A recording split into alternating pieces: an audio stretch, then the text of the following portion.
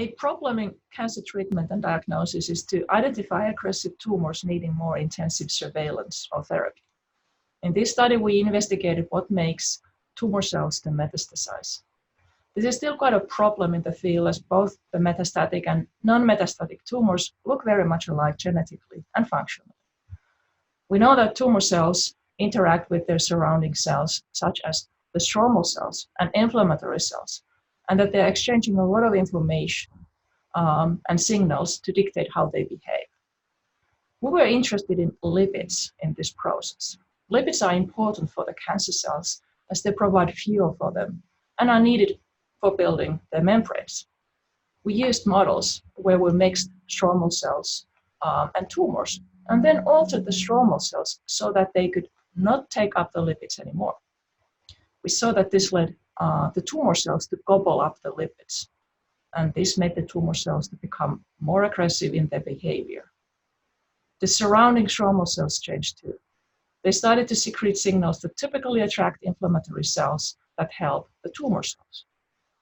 To understand whether this changes the metastatic process, we used an animal model. We introduced both the tumor cells and the stromal cells at the same time and waited for the tumors to grow. And here we compared those stromal cells that were able to take up the lipids or not. We did not see any change in the speed at which the tumors grew, regardless of which stromal cells we used for their backup.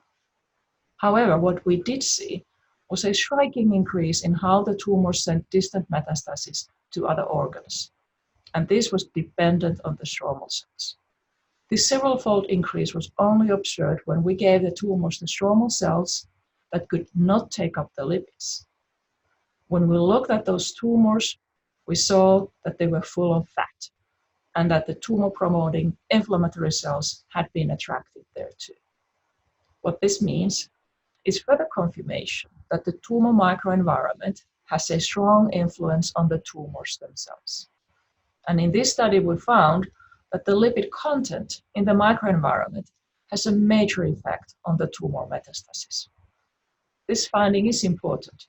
It guides us to develop intervention strategies that reduce the lipids and inflammation in the tumor stroma.